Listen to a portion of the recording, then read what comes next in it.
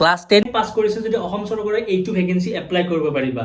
কামৰূপ ডিষ্ট্ৰিক্টৰ ফালৰ পৰা এটা ভেকেন্সি মুকলি কৰা হৈছে, গতিকে এই ভেকেন্সিটো কি হয়, আপোনালোকৰ কি কি কোৱালিফিকেশ্যন লাগে, কিমানলৈকে লাষ্ট ডেট আছে বা আপোনালোকক এজ লিমিট কিমান, গোটেইখিনি ডিটেইলছ জনাম এই ভিডিঅ'টো শেষলৈকে চাব।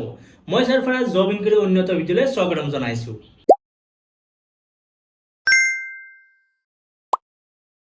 ভেকেন্সিটো হৈছে গাঁও প্ৰধানৰ ভেকেন্সি। এইটো আপোনালোকৰ কামৰূপ ডিষ্ট্ৰিক্টৰ পৰা মুকলি কৰা হৈছে।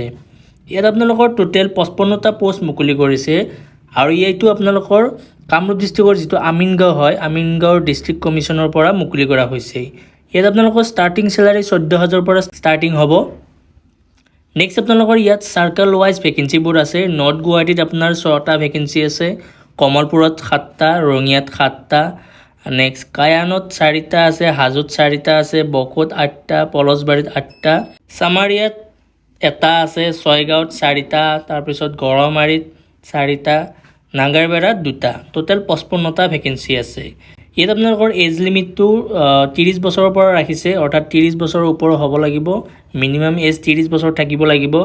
তাৰপিছত আপোনাৰ নেশ্যনেলিটি ইণ্ডিয়ান হ'ব লাগিব। নেক্সট আপোনাৰ property, candidate should have land or immovable property in his her name in the area in which he is state. মানে আপোনাৰ প্ৰপাৰ্টিটো আপোনাৰ কামৰূপ ডিষ্ট্ৰিক্টতে হ'ব লাগিব, অৰ্থাৎ গাঁও প্ৰধানৰ এপইণ্টমেণ্টৰ কাৰণে আপোনাৰ প্ৰপাৰ্টি, অৰ্থাৎ য'ত আপুনি বসবাস কৰে সেইটো আপুনি কামৰূপ ডিষ্ট্ৰিক্টতে হ'ব লাগিব। নেক্সট চিলড্ৰেন আপোনাৰ 2টাতকৈ বেছি হ'ব নালাগিব, 2টাই আপোনাৰ মিনিমাম 2টা চিলড্ৰেন হ'ব লাগিব।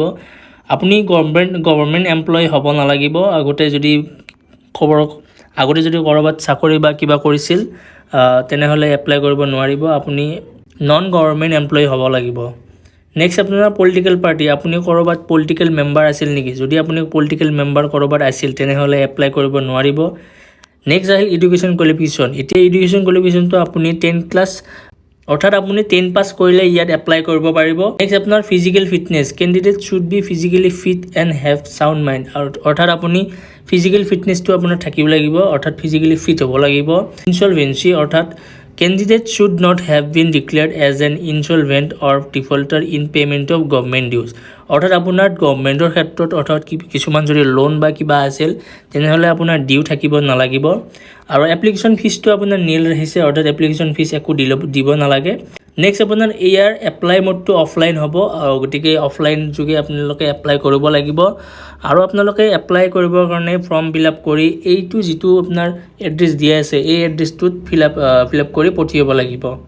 নেক্সট আপোনাৰ কি কি ডকুমেণ্টছ লাগিব, এডুকেশ্যন কোৱালিফিকেশ্যন চাৰ্টিফিকেট লাগিব, মাৰ্কশ্বিট লাগিব, admit card, next age proof certificate লাগিব, পাছপৰ্ট চাইজ ফটো লাগিব 3টা, পান কাৰ্ড, ভোটাৰ কাৰ্ড, আৰু আপোনাৰ স্মল ফেমিলি নৰ্মছ এফিডেভিট লাগিব, আপোনাৰ জবানবন্দী কপিৰ ফটোষ্টেট লাগিব, মৌজাদাৰৰ চাৰ্টিফিকেট লাগিব, পাৰ্মানেণ্ট ৰেচিডেণ্ট চাৰ্টিফিকেট লাগিব, অৰ্থাৎ PRC, চেল্ফ ডিক্লেৰেশ্যন চাৰ্টিফিকেট লাগিব। তাৰপিছত বাকিজাই ক্লিয়াৰেন্স চাৰ্টিফিকেট, অৰ্থাৎ বাকিজাই ক্লিয়াৰেন্স চাৰ্টিফিকেটখন লাগিব। কাষ্ট চাৰ্টিফিকেট লাগিব, যদি আপোনাৰ কাষ্ট চাৰ্টিফিকেট আছে তেনেহ'লে দিব লাগিব। ইয়াত আপোনালোকৰ লাষ্ট ডেট ৰাখিছে 20 আগষ্ট, 20 আগষ্টৰ আগত এপ্লাই কৰিব লাগিব। 20 জুলাইৰ পৰা ইয়াৰ এপ্লাই ষ্টাৰ্ট হৈছিল। এতিয়া মই ইয়াৰ এপ্লাই যিটো ফৰ্ম, সেই এপ্লাই ফৰ্মখন মই ডিছক্ৰিপশ্যনত দি থৈ দিম, আপোনালোকে গৈ এপ্লাই কৰিব পাৰিব।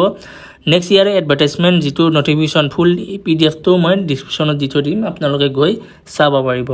ভিডিঅ'টো হেল্পফুল লাগিছে যদি লাইক, কমেণ্ট, শ্বেয়াৰ গোটেইখিনি কৰি দিব, আৰু নতুনকৈ আহিছে যদি ছাবস্ক্ৰাইব কৰি যাব। লগ পাই আছোঁ নেক্সট ভিডিঅ'ত।